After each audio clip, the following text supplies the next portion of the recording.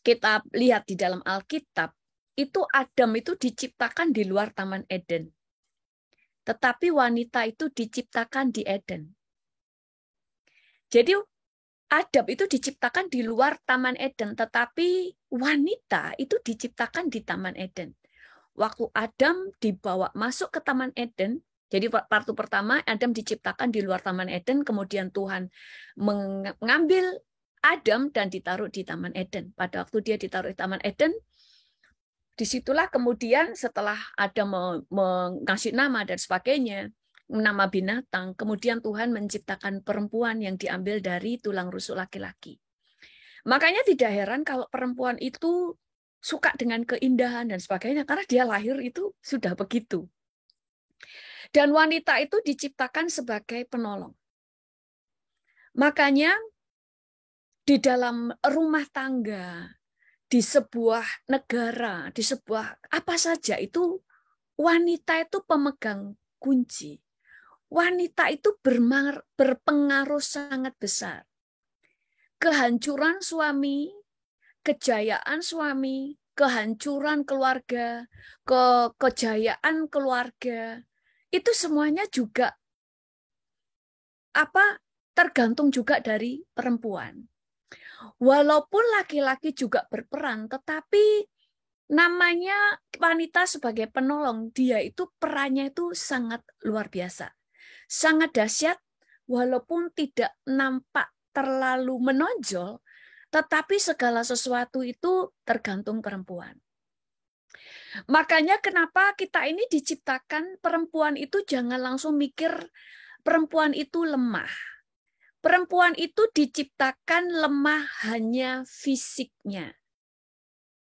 Tetapi di dalam segala hal, wanita itu superwoman.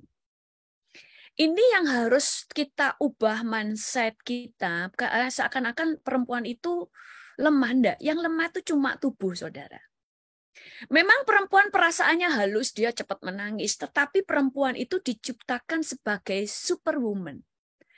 Makanya kita melihat di kitab Amsal 31 bercerita tentang seorang wanita bijaksana. Dia multitasking. Dia bisa lakukan segala sesuatu dengan cermat.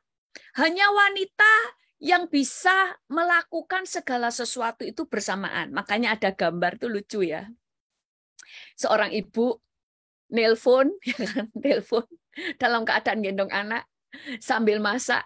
Ya kan, sambil masak, kemudian tapi dia juga melakukan banyak hal gitu bersama-sama gitu. Jadi kita boleh lihat memang Tuhan itu menciptakan wanita seperti itu. Bentar ya, saya harus di mute semuanya. Wanita itu diciptakan itu superwoman. Nah, kita lihat saja seorang Esther. Esther itu orangnya tahu bagaimana berdandan. Dia tahu bagaimana menjadi seorang perempuan yang lemah lembut, dia tahu menempatkan dirinya. Dia tahu bagaimana menghormati raja, dia tahu menghormati pamannya, dia tahu menghormati pria. Tetapi dia juga seorang yang cerdas dan memiliki kekuatan di dalam hidupnya. Makanya dibuktikan dia itu bisa tahu dengan cerdas apa yang dia harus lakukan untuk menyelamatkan bangsanya Yahudi. Dia bahkan tahu cara menaklukkan hati raja. Dia tahu bagaimana mengandalkan imannya kepada Tuhan, tapi dia juga cerdas bagaimana bisa menghadapi raja supaya raja bisa takluk dan nurut dengan apa kata dia. Makanya dulu saya waktu remaja ada quote yang berkata begini, negara bisa perang gara-gara perempuan. Kenapa? Misalnya perempuan ngomong sesuatu kepada suaminya yang dia mungkin seorang presiden, dan kalau dia kemudian terpengaruh dengan perkataan istrinya, maka akan terjadi sesuatu yang dahsyat, yang buruk, atau sesuatu yang luar biasa, karena ada perempuan di belakangnya. Kemudian Esther itu berani mengambil resiko. Dia untuk menyelamatkan bangsa Israel, dia berani menghadap raja walaupun aturannya seorang istri raja permaisuri tidak boleh menghadap raja kalau tidak dipanggil. Dia punya keberanian, dia punya tekad, lebih baik mati daripada melihat bangsanya mati. Ada sebuah keberanian luar biasa. Makanya perempuanlah orang yang dikasih Tuhan karunia itu bisa nego, bisa merayu. Sehingga orang yang tegar kayak apa, itu bisa luluh dengan perkataan perempuan. Karena perempuan itu diciptakan sebagai ciptaan yang unik dan punya kekuatan luar biasa. Dia adalah Wonder Woman. Laki-laki itu diciptakan selalu mengandalkan pikirannya, tetapi perempuan mengandalkan perasaannya. Perasaannya itu yang paling dominan.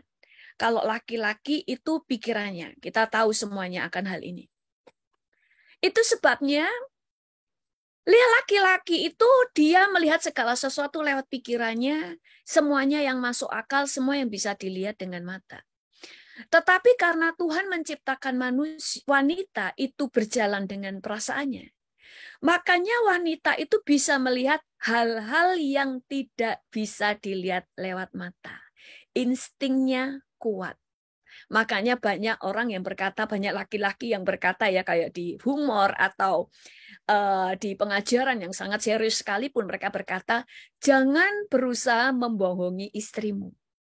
Karena istrimu sekalipun tidak melihat kecuranganmu atau perselingkuhanmu, dia bisa melihat, dia bisa tahu, nggak tahu gimana caranya. Itu kan banyak pria-pria yang berkata begitu. Karena Tuhan itu menciptakan perempuan, itu memiliki insting yang kuat. Karena memang sangat dibutuhkan. Itu sebabnya laki-laki kalau disuruh jaga anak, dia nggak tahu apa yang harus dilakukan, cuma taunya ngasih makan. Tapi perempuan tahu. Bahkan lihat modelnya anaknya, dia langsung tahu orang ini, anakku ini lagi lapar, anakku ini ngantuk, dan sebagainya. Peka, karena dia bisa melihat hal-hal yang tidak bisa dilihat oleh mata. Karena perempuan diciptakan Wonder Woman. Makanya kalau ada wanita, sampai dia itu berantakan hidupnya, pasti karena dia tidak mengembangkan kecerdasannya. Dia menjadi perempuan yang bodoh. Kita mulai melihat bagaimana Abigail. Abigail itu dikatakan dia adalah wanita yang bijaksana. Saya akan buka ayatnya ya.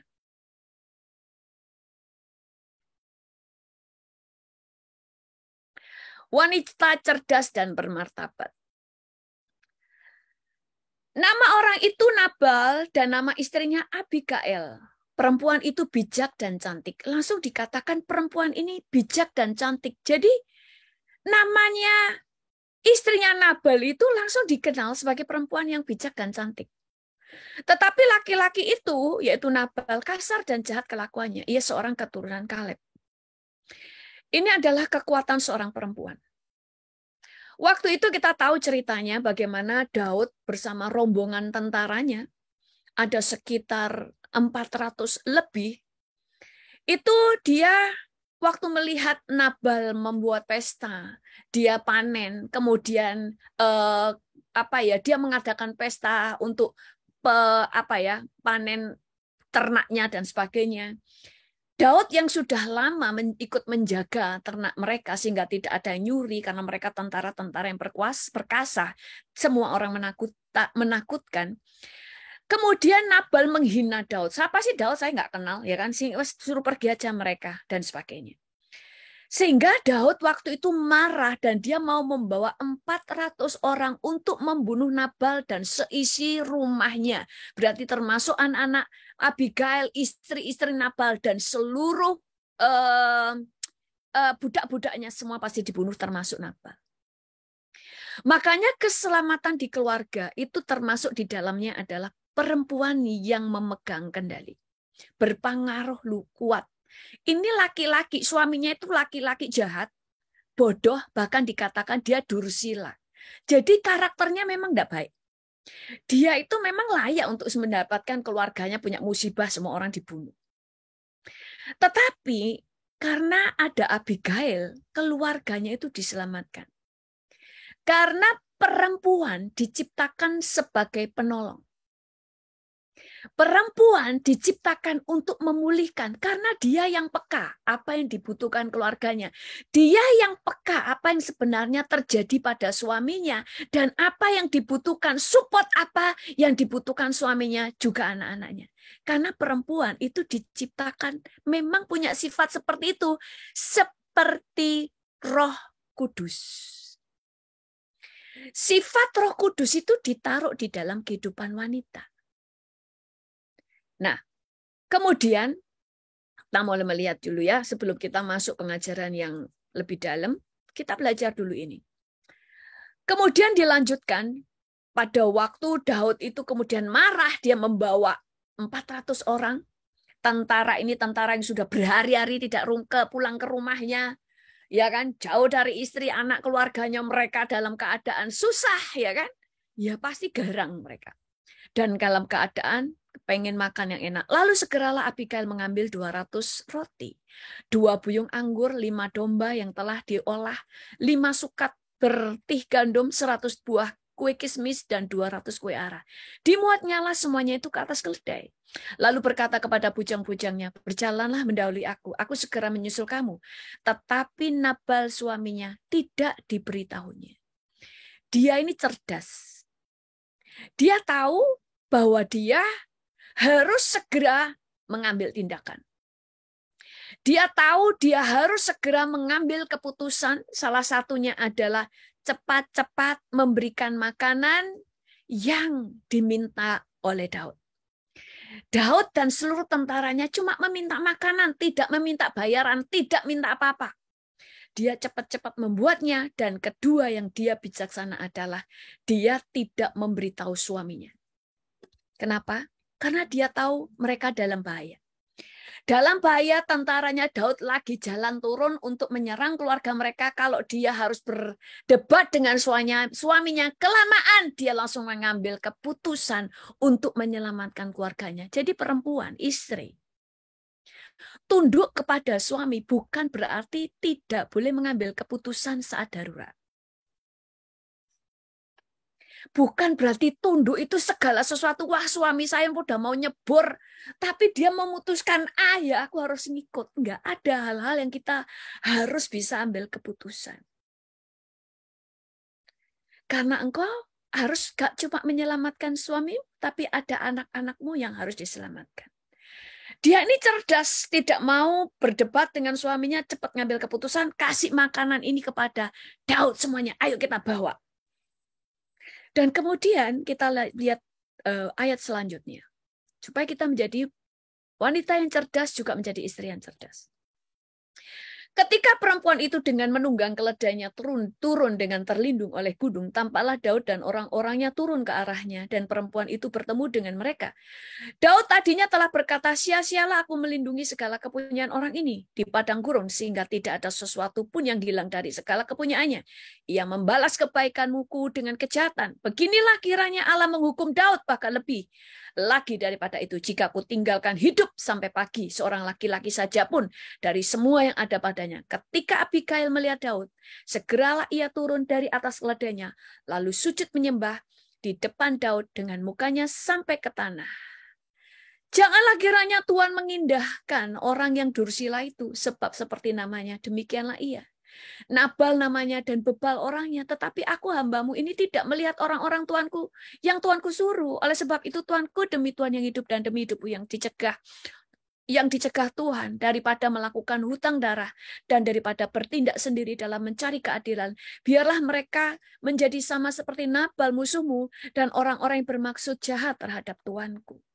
Saudara, kekuatan perempuan itu adalah intuisi, feelingnya. Dia bisa ngerasain itu karena memang saudara itu diciptakan untuk menyelamatkan keluarga dan suamimu. Karena laki-laki itu pikirannya itu visioner, tahu ke depan tapi nggak punya kepekaan. Tapi perempuan diciptakan itu di bagian yang suami nggak ada.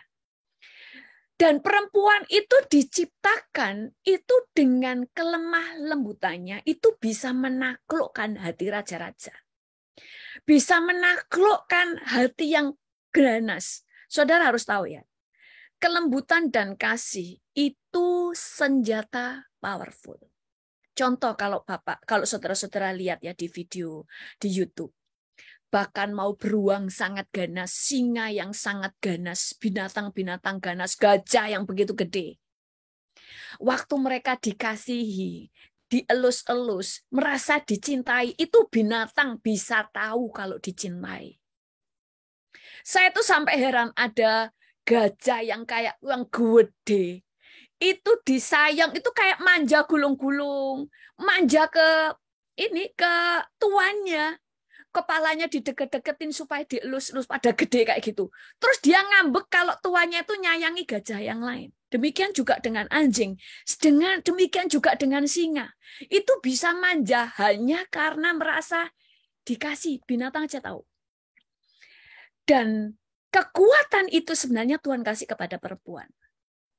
Makanya waktu Abigail tahu kemarahan hanya bisa diredakan dengan kelembutan dan kerendahan hati, nggak usah banyak bicara. Dan Daud yang begitu marah dan membawa 400 tentara yang juga mau marah. Mereka adalah tentara yang tidak pernah dikalahkan. Itu bisa langsung reda. Makanya perempuan harus tahu kekuatannya. Kekuatan perempuan itu sebenarnya di mulutnya dan di hatinya. Lalu Daud menerima dari perempuan itu apa yang dibawanya untuk dia dan berkata kepadanya, pulanglah dengan selamat ke rumahmu. Lihatlah aku mendengarkan perkataanmu dan menerima permintaanmu dengan baik. Daud menerima perkataan perempuan itu. Lalu Daud berkata, pulanglah dengan selamat ke rumahmu. Lihat, aku mendengarkan perkataanmu dan menerima permintaanmu dengan baik. Ini cuma saya singkat. Kalau ayat-ayat yang sebelumnya dikatakan sungguh bijaksana perkataanmu. Sampailah Abigail kepada Nabal dan tampaknya Nabal mengadakan perjamuan di rumahnya seperti perjamuan raja-raja. Nabal riang gembira dan mabok sekali. Sebab itu tidak diceritakan perempuan itu sepatah kata pun kepadanya sampai fajar menyingsing. Waktu dia lihat suaminya lagi pesta pora dalam keadaan mabok, dia tahu belum waktunya untuk bicara. Perempuan yang bijak itu tahu kapan harus ngomong, kapan harus diem. Tapi perempuan yang tidak bisa bijaksana dalam hidupnya, apa saja dia ingin ngomong, makanya menghancurkan rumah tangga dan pernikahannya. Tetapi pada waktu pagi ketika sudah hilang mabuk Nabal itu, diceritakanlah kepadanya oleh istrinya segala perkara itu. Lalu terhentilah jantungnya dalam dada dan ia membatu. Dan kira-kira 10 hari sesudah itu Tuhan memukul Nabal sehingga dia mati. Dia mati karena kejahatannya sendiri, bukan karena kesalahan dari istrinya. Tetapi istrinya bercerita karena semuanya sudah beres, tidak akan ada pembantaian di rumahnya. Kalau urusan Nabal kemudian tidak mau bertobat dan dia tetap marah karena kepelitannya, itu urusan dia sendiri dengan Tuhan. Wanita yang bijaksana dan cerdas, dia tahu apa yang harus dikatakan dan dia tahu kapan harus ngomong. Makanya Alkitab 2 kali berkata, lebih baik tinggal di atas soto rumah daripada tinggal bersama dengan perempuan yang cerewet. Lebih baik tinggal di padang gurun daripada bertemu seperti bertinggal bersama orang yang cerewet, banyak ngomong. Kemudian dikatakan perempuan yang cerewet itu seperti tirisan air hujan. Tuhan itu kasih kita perempuan itu pintar ngomong. Itu karena sebenarnya dipakai untuk berkata-kata bijaksana.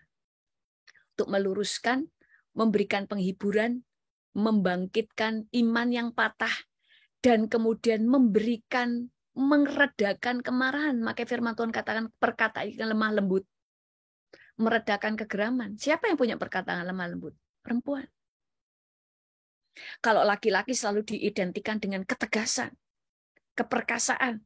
Perempuan lemah lembut. Jadi kalau dikatakan perkataan yang lemah lembut, meredakan kegeraman, itu sebenarnya adalah perempuan. Walaupun laki-laki juga, tetapi terutama adalah perempuan.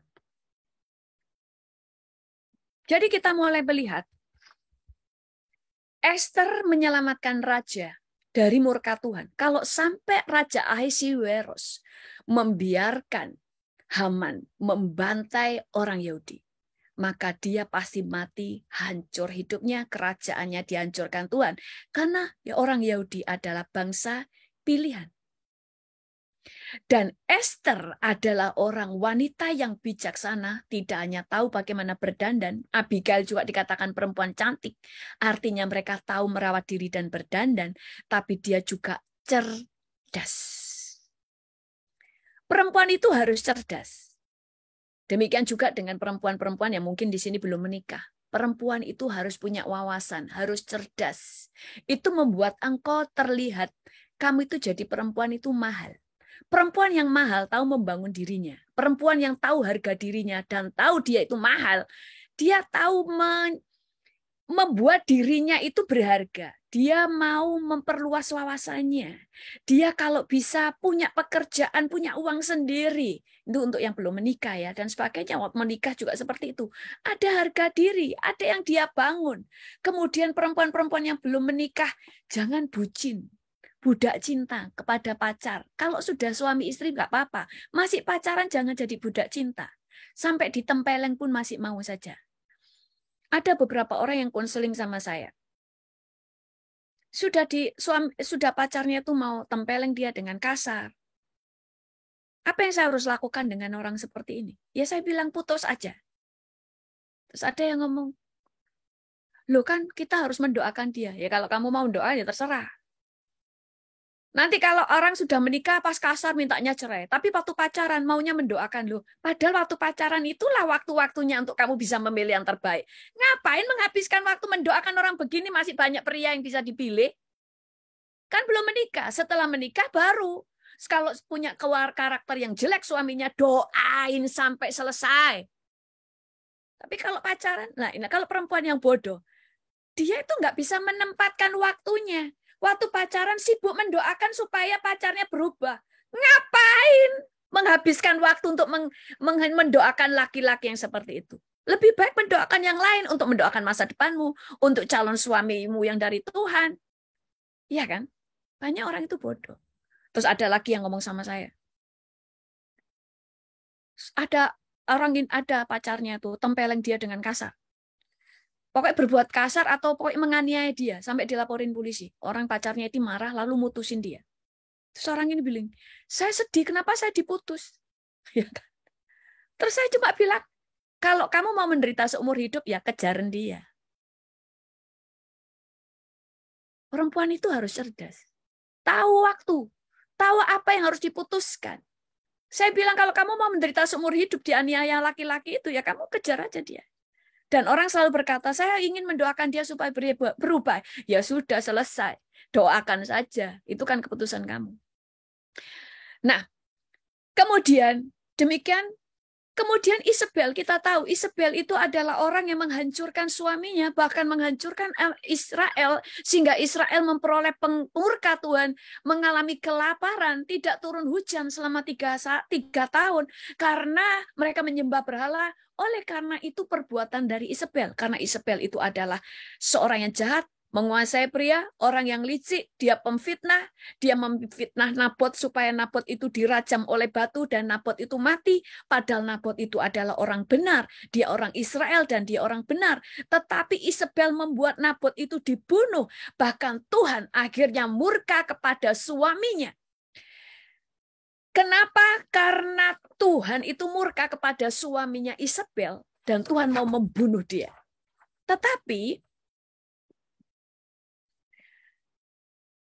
Raja Ahab itu bertobat. Kalau tidak, dia juga akan dibunuh. Isabel itu membuat hampir-hampir Ahab itu juga akan dibunuh oleh Tuhan. Tetapi dia bertobat karena istrinya. Nah, makanya di dalam kehidupan kita mulai melihat wanita itu sangat berpengaruh. Bahkan Rahab, wanita sundal, waktu dia tahu orang Israel mau menyerang bangsanya, dia tahu Tuhannya orang Israel itu yang sanggup menyelamatkan, dan dia berkata, kalau sudah kami semuanya bergemetar karena kami tahu kan Allah kalian itu selalu menyertai dan kami itu tidak akan bisa menghadapi Allah kalian.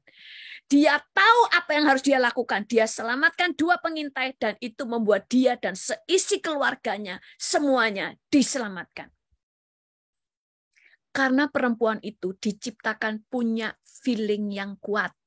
Bukan tanpa maksud.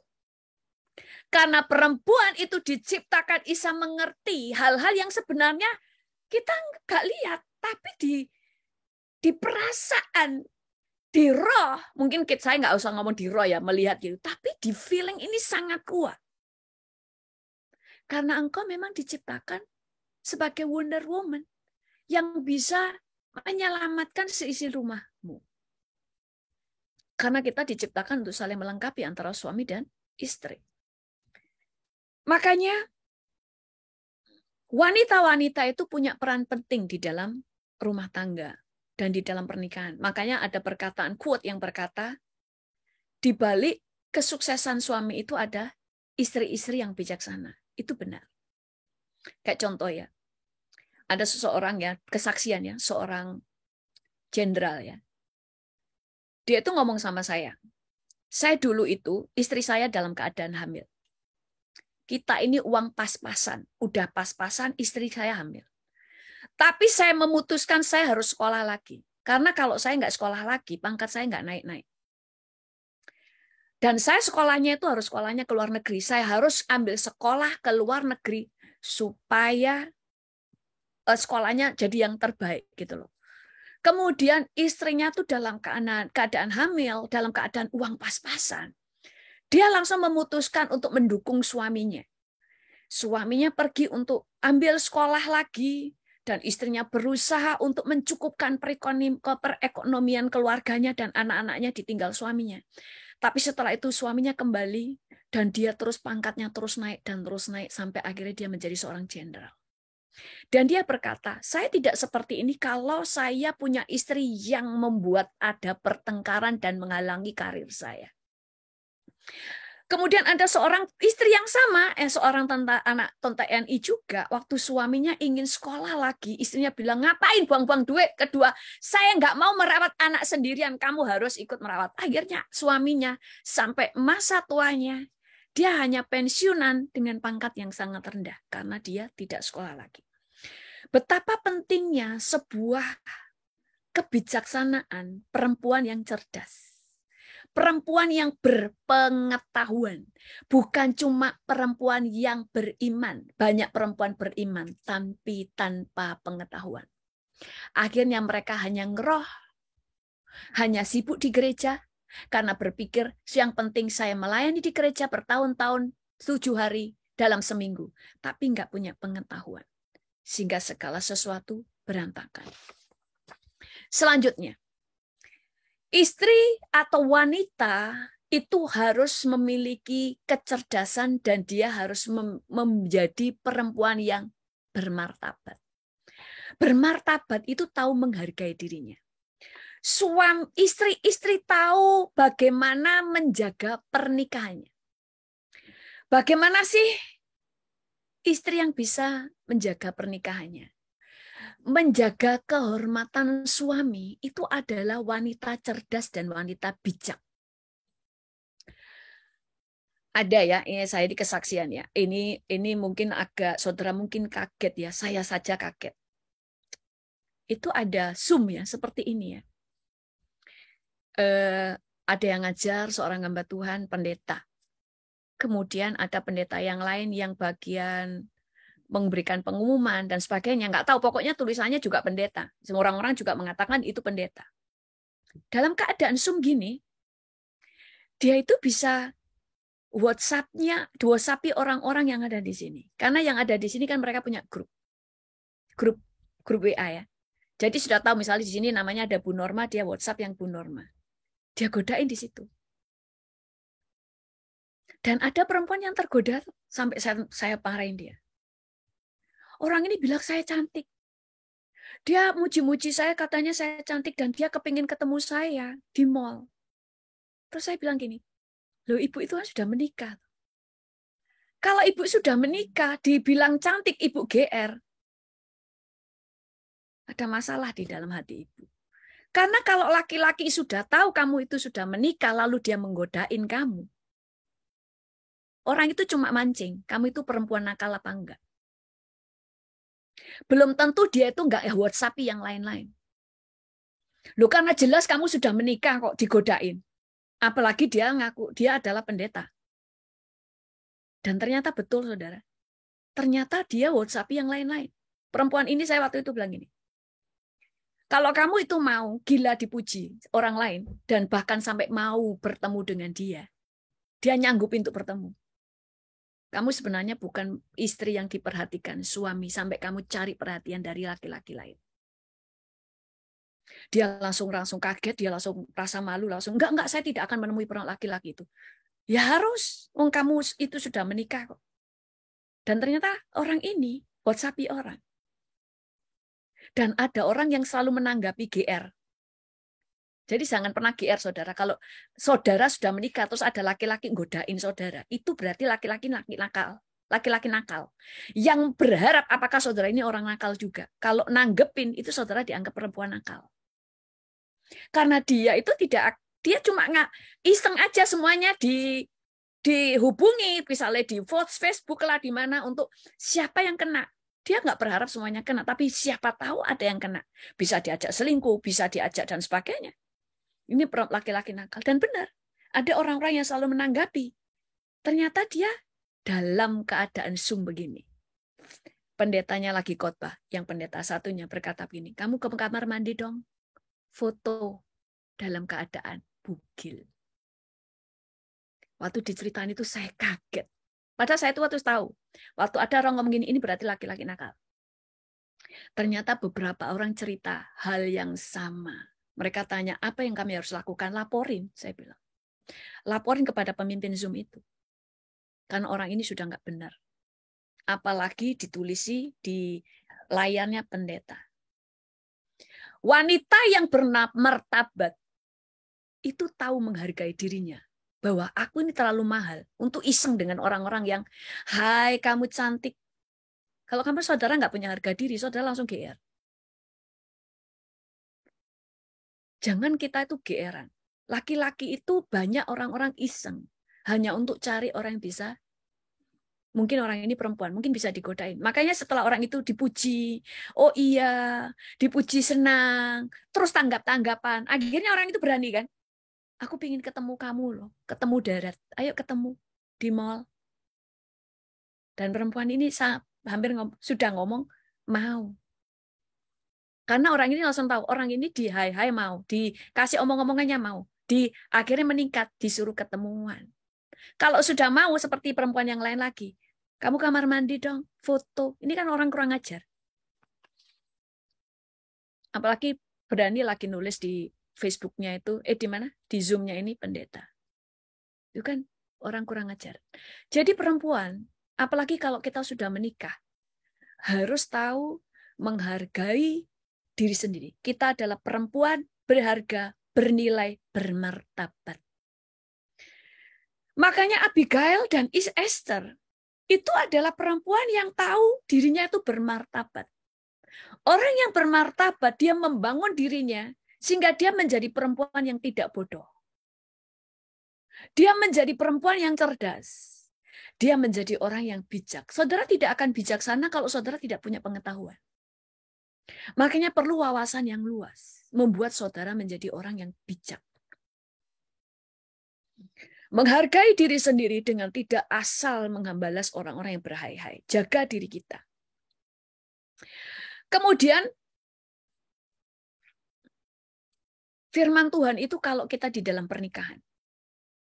Kita ini adalah orang yang berperan penting untuk menjaga pernikahan dan keluarga. Kalau kita baca di Amsal 31 dikatakan suami perempuan ini menjadi terhormat karena perempuan ini. Laki-lakinya jadi terhormat itu karena istrinya. Bukan karena laki-lakinya. Laki-lakinya mungkin iya, tapi istrinya itu juga membuat dia terhormat. Orang yang menghormati suami, itu dia tidak suka mengobrol masalah rumah tangga, apalagi masalah pernikahan. Tetapi kalau kita tidak menghargai, tidak ingin membuat suami kita itu berwibawa di hadapan banyak orang, obrol masalah rumah tangga, obrol urusan ranjang, obrol urusan segala sesuatu. Tapi kita kalau menghormati pernikahan dan menghormati suami, tidak mengobral apa yang ada di dalam rumah tangga. Itu wanita cerdas. Itu wanita yang punya martabat. Walaupun suaminya kayak apa sekalipun, dia orang yang bermartabat. Abigail tetap terlihat bermartabat walaupun orang tahu suaminya orang yang rusak. Kenapa? Dia tahu orang dia itu bisa menjaga hidupnya. Kemudian,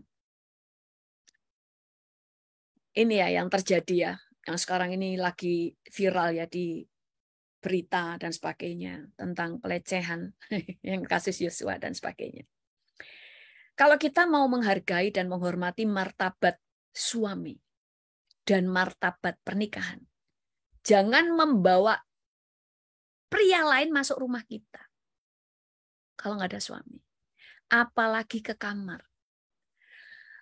Jangankan laki-laki, perempuan pun jangan membawa mereka ke kamar kita.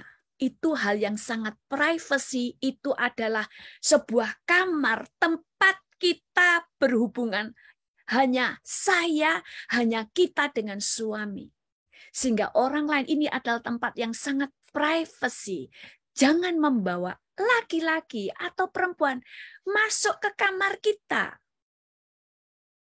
Itu yang namanya menjaga harkat dan martabat suami, menjaga harkat dan martabat istri, dan menjaga harkat dan martabat dalam pernikahan. Maka Alkitab mengajar kita begini.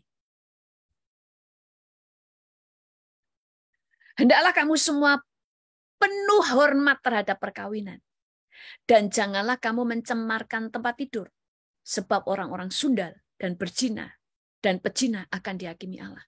Jangan mencemarkan. Mencemarkan kini bukan cuma kemudian berzina di kamar saudara. Tetapi saudara harus menjaga privasi, menghormati pasangan saudara. Karena itu adalah tempatmu, bukan cuma tempat tidurmu. Itu tempat tidurmu bersama dengan suamimu. Sehingga saudara harus menjaga harkat dan martabat itu. Tidak semua orang boleh masuk ke kamar kita, kecuali anak-anak kita. Itu menjaga harkat dan martabat. Kalau sudah banyak laki-laki boleh masuk ke dalam kamar, sebenarnya yang menghancurkan harkat dan martabat suami, bukan orang lain, tapi kita sendiri. Karena Tuhan itu sudah mengajar kita, harus menjaga pernikahan, menjaga tempat tidur. Kayak dulu ada orang mau kamar mandi, saya mau masuk ke kamar mandi yang ada di kamar saya. Ya saya nggak boleh. Nggak ada orang yang boleh masuk ke kamar saya. Sekalipun dia seorang sahabat, walaupun dia perempuan, tidak boleh masuk kamar saya. Kalau dulu sebelum menikah boleh. Perempuan yang tahu menjaga harkat dan martabatnya. Wanita yang cerdas, dia membangun pengetahuan, dia bijaksana. Dia tahu menjaga dirinya. Dia tahu memiliki etika. Dia tahu membangun etika. Dia tahu cara berpakaian karena dia menghargai dirinya dan menghargai suaminya. Orang yang menghargai suaminya, dia menjaga cara berpakaiannya dan etika. Biar nggak malu-maluin. Oke, supaya cepat ya.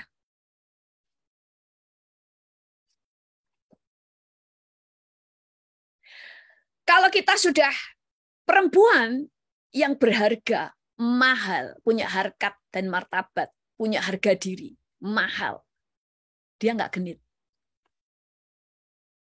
Dulu genit masih boleh lah. Tapi kalau sudah menikah, genit itu jadi orang aneh. Itu kayak kelainan di kejiwaan. Berarti ada yang salah di dalam dirinya. Makanya di dalam kehidupan kita mulai belajar seperti tadi ya. Kenapa Esther itu membuat raja sangat tertarik? Dia tuh selain bijak, dia tuh bisa menjaga dirinya. Dia ingin jadi suami istri, dia ingin jadi permaisuri, tentu saja. Siapa yang tidak ingin menjadi permaisuri raja? Tetapi dia juga nggak terlihat bucin. Dia itu bisa menghargai dirinya.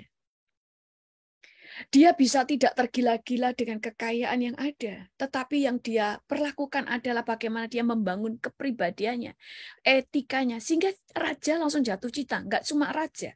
Semua orang yang di sana cepat untuk jatuh cinta kepada Esther. Kenapa? Karena Esther bisa membangun dirinya. Demikian juga dengan Abigail.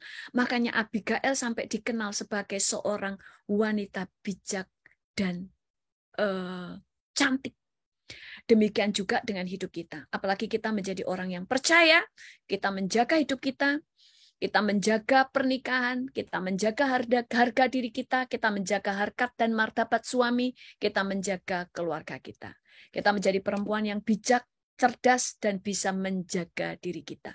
Jangan gampang obral masalah rumah tangga keluar, itu membuat saudara sebenarnya menghancurkan kewibawaan suami, menghancurkan kewibawaan rumah tangga. Karena semua yang di rumah itu sebenarnya adalah privacy. Semakin banyak orang yang tidak tahu siapa tentang hal-hal yang terlalu pribadi, orang nggak bisa banyak berbicara tentang kita. Tetapi semakin kita terlalu banyak obral, orang itu mudah untuk membicarakan kita. Karena firman Tuhan berkata, banyak bicara, banyak salahnya. Itu sebabnya kita menjaga mulut kita. Amin. Sebelum saya serahkan kepada host kita, mari berdoa.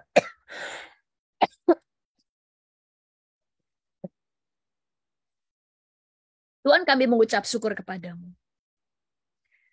Tuhan, Kau menciptakan kami wanita, adalah wanita yang luar biasa. Kami diciptakan sebagai Wonder Woman.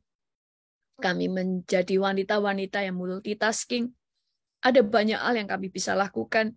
Engkau menaruhkan di dalam hati kami, bukan tanpa alasan, bahwa kami diberikan kepekaan, melebihi laki-laki. Kami punya insting yang kuat, karena Engkau ingin memberikan kami kemampuan melihat apa yang tidak terlihat.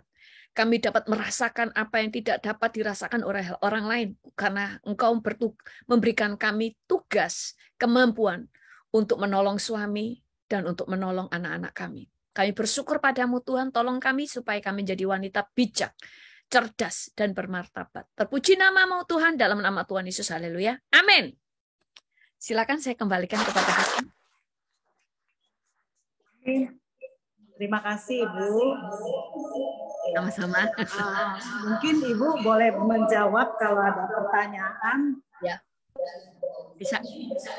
Iya. Kok feedback ya suara? Bisa. Oke, mungkin dari yang Zoom dulu, kalau ada yang mau bertanya, boleh langsung di-unmute. Di sini juga karena ada onsite, di sini juga nanti mungkin ada yang bertanya. Oke, boleh ya Bu ya? Boleh. Silakan ibu-ibu yang di Zoom, ada 41 ibu-ibu. Silakan kalau ada yang bertanya boleh langsung di-unmute.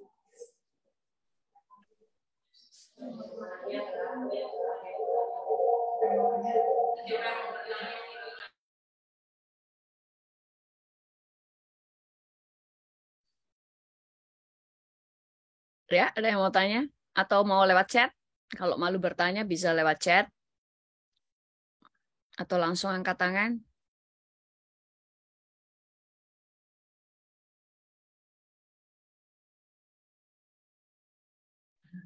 Oke, kalau misalnya di Zoom belum ada yang bertanya, mungkin yang di onsite ya Bu ya. Di onsite ini ada ibu-ibu, ada ini Bu, ini ibu-ibu yang onsite. Ya. Oke, mungkin ada yang mau bertanya?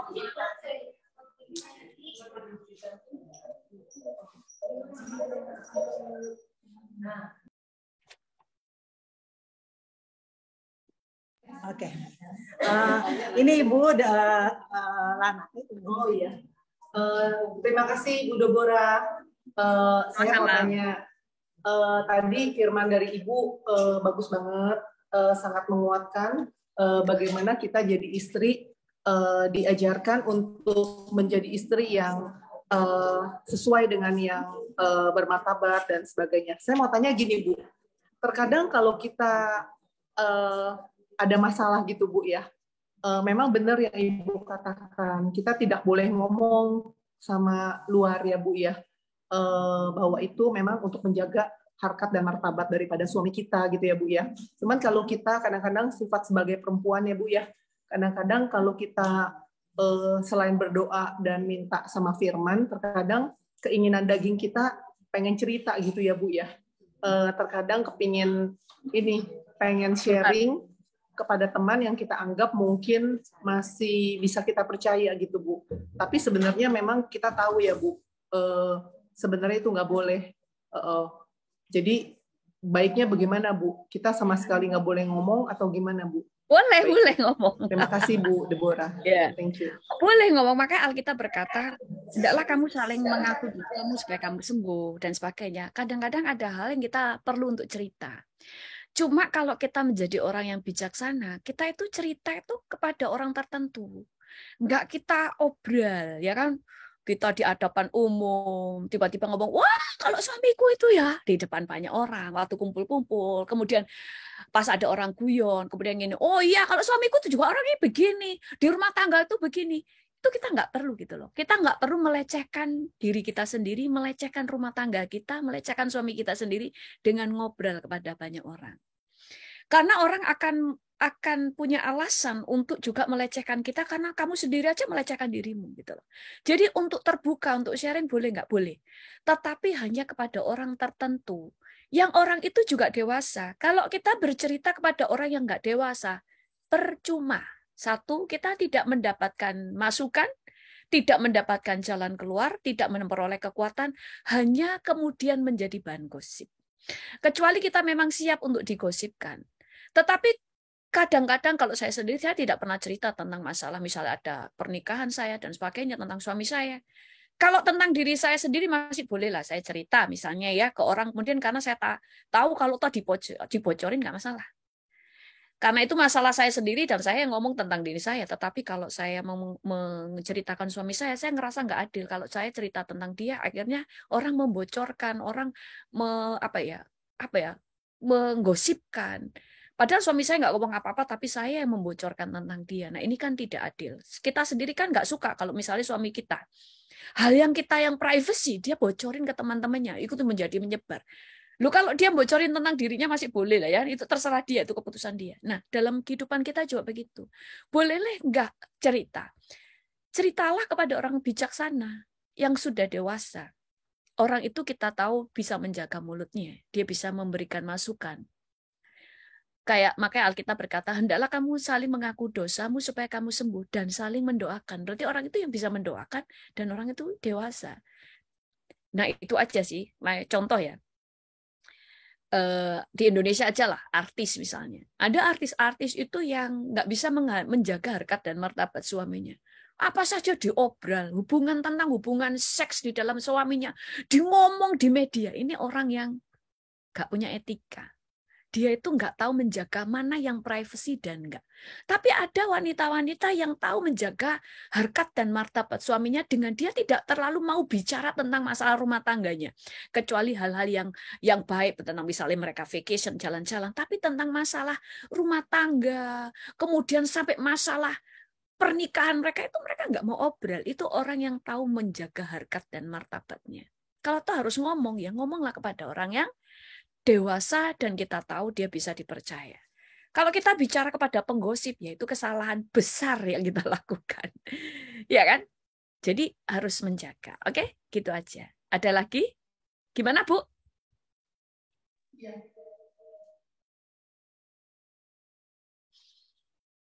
Terima kasih. Terima kasih. Ya. Ya, Ibu, terima kasih. Tunggu, mungkin ada lagi yang mau bertanya. Mungkin yang di Zoom dulu, Bu. Kasih kesempatan yang di Zoom mau bertanya, silahkan. Yang di Zoom ada yang mau tanya? Angkat tangan. Ayo ibu-ibu yang di Zoom, ada 41 orang. Kalau ibu-ibu di unmute, mungkin ibu-ibu malu.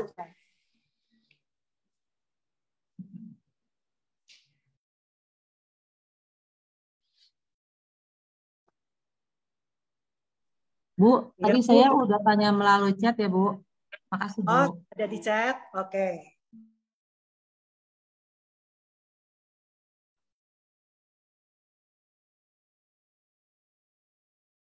Belum ada, Ibu.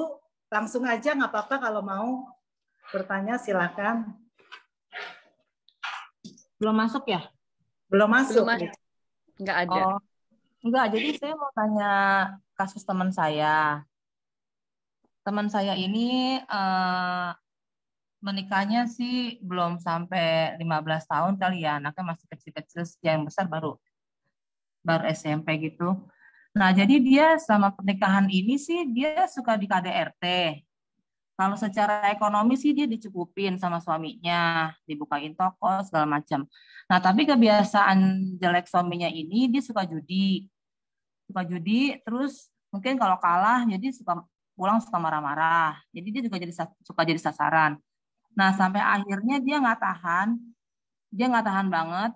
Akhirnya dia cerai diam-diam, Bu, karena bapaknya ini, papinya ini pendeta di Manado gitu kan. Nah, dia sangat menentang gitu. Dia bilang pokoknya kalau pokoknya nggak ada kata cerai kalau sampai dia mati gitu. Nah, terus sekarang mamanya sih tahu gitu ya. Nah, sekarang kalau menurut Ibu itu bagaimana, Bu? Kalau misalnya mungkin banyaklah rumah tangga yang kayak gitu kan. Apa kalau bertahan demi anak, istri ngalamin KDRT itu terus bertahan terus atau bagaimana kalau menurut Ibu? Makasih. Yang melarang tadi mertuanya atau Papanya? bapaknya sendiri? Papanya sendiri. Oke. Lah bapaknya punya jalan keluar nggak kalau anaknya dipukuli itu gimana? Atau cuma nggak boleh cerai gitu aja, tapi nggak punya jalan keluar? Nggak boleh cerai, tapi dia bilang kalau mau pisah rumah dulu boleh, kayak gitu. Ya, memang seharusnya itu pertama ya laporin polisi gitu loh. Kita harus cara-cara udah dilaporin ke polisi, terus ya sudah udah di penjara. enggak sih, terus udah gitu udah damai, minta maaf, nangis-nangis, terus tapi berulang terus begitu, Bu. Iya, ya sebenarnya bapaknya itu juga ada benernya. Maksudnya gini loh kan, kita itu dulu kan menikah kan nggak ada yang nyuruh ya, milih-milih sendiri menikah. Terus kemudian kalau bapaknya tadi ya ada benernya. Kemudian pisah dulu ya kan, pisah rumah aja jauh tapi tidak bercerai untuk memberikan kesempatan orang itu tobat apa enggak gitu. Jadi berpisah, tidak akan mau berkumpul sebelum dia benar-benar menunjukkan pertobatannya. Ya, ada syarat-syaratnya untuk kamu kembali ke rumah bersama dengan saya, ada syaratnya ya kan, dikasih banyak syarat. Contoh, dia harus menunjukkan memang buktinya bertobat. Kedua, dia mungkin harus ikut ke pria sejati atau dia harus di terapi, nggak tahu ya kalau di Amerika ada itu ya, di terapi tentang masalah kemarahan. Nah itu, jadi nggak langsung bercerai karena ya suaminya masih ada kelebihan ya kan, dia masih mencukupi. Karena ada memang pernikahan sudah dihajar, ngasih nafkah juga enggak. Terus apa yang diharapkan dari laki-laki model begini, ya kan? Tidak ada kebaikannya sama sekali, menghajar, judi, malah ngabisin duit, ya kan? Kemudian nggak ngasih nafkah, ya buat apa? Makanya kadang-kadang mereka berpisah untuk sementara. Kalau sudah nyata-nyata nggak bisa dipulihkan, dia kemudian memutuskan bercerai, ya nggak apa-apa, daripada jadi bonyok, daripada anak-anaknya juga kepahitan. Tapi jangan menikah lagi. Nah itu aja. Jadi kalau orang ini gimana? Ya dia yang tahu tentang seberapa berat yang dia tidak bisa atasi, ya kan? Karena sebenarnya harusnya berpisah dulu. Berpisah itu untuk memulihkan perempuannya, juga membuat laki-lakinya tuh sempat mikir gitu loh, mikir gimana kamu kalau nggak ada istrimu, ya kan? Nah sebagainya. Jadi dikasih kesempatan. Karena terus bercerai pun kan podo ae gitu loh, nggak boleh menikah juga kan, lebih baik kan berpisah dulu ya kan, siapa tahu ada sebuah pemulihan, mungkin suaminya bertobat. Jadi intinya saya nggak bisa ngomong apa-apa, toh dia sudah bercerai ya kan, karena saya nggak bisa ngomong banyak kalau orang itu sudah bercerai. Kayak dulu ada orang misalnya tanya begini, orang ini bercerai kemudian menikah lagi, bagaimana status orang itu? Saya tidak bisa ngomong. Apakah orang itu berdosa? Ya saya nggak berani ngomong. Lah dia sudah memutuskan ya kan, kalau soal dia berdosa apa enggak ya dia yang tahu harusnya gitu Bu. Ya, oke, makasih. Nah, ini sekarang masalahnya suaminya kan mengajak dia balik lagi, Bu.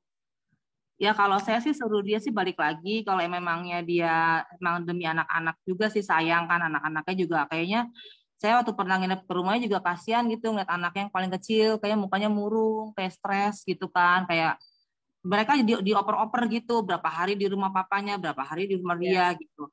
Cuman masalahnya teman aku ini ya masih takut kalau misalnya nanti dia kembali ke suaminya nanti ngalamin hal yang kayak dulu gitu, trauma gitu masalahnya Bu. Ya dibuat syarat toh, ada syaratnya, dia sudah bener nggak, sudah dipulihkan, harus ada bukti bahwa dia pulih gitu loh. Harus ada jaminan. Jadi, ya.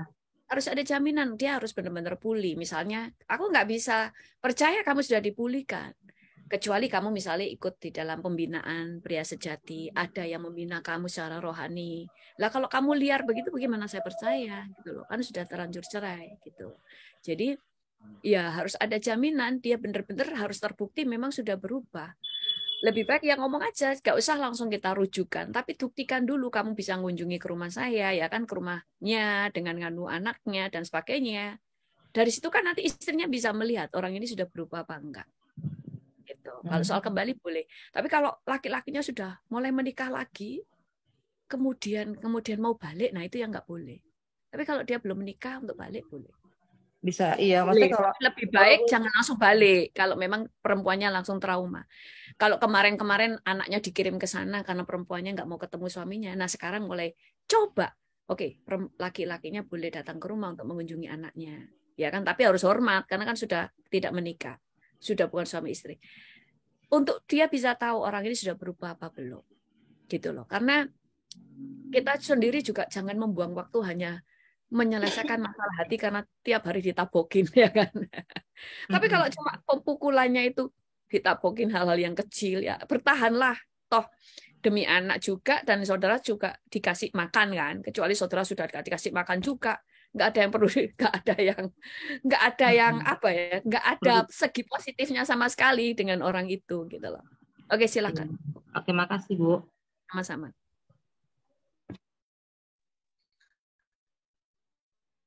Ada lagi? Terima kasih Ibu. Mungkin pertanyaan Bu. Ya, Ibu juga di sana udah malam sekali ya. Ya, Ibu boleh tutup dalam doa. Ya Bu, boleh tutup dalam doa terus kita akhiri. Oke, mari kita berdoa. Tuhan, kami bersyukur kepadamu, Engkau luar biasa Tuhan. Saat ini kami berdoa Tuhan Yesus untuk wanita-wanita yang saat ini ikut di dalam Ladies Bible Class Tuhan Yesus. Mereka adalah orang-orang yang cinta Tuhan, rindu akan firman-Mu. Puaskan mereka dengan firman-Mu. Berikan mereka pengetahuan, berikan mereka hikmat, sehingga mereka dapat menjadi berkat dimanapun mereka berada. Demikian juga biarlah setiap kami dapat menjadi wanita-wanita bijaksana dan menjadi teladan bagi anak-anak kami. Sehingga urapan Tuhan Yesus itu turun bukan hanya dari suami, tetapi dari hidup kami untuk turun kepada anak-anak kami. Kami bersyukur kepadamu Tuhan. Kami juga memberkati Tuhan pelayanan Zoom dari Ladies Bible Class ini Tuhan, sehingga pelayanan ini semakin diberkati dan menghasilkan wanita-wanita yang luar biasa. Kami bersyukur, kami berkati Tuhan. Mari kita angkat tangan kita kepada Tuhan. Biarlah berkat rahmat dari Allah Bapa, kasih sayang dari Tuhan Yesus, persekutuan dengan Roh Kudus memberkati kami semua.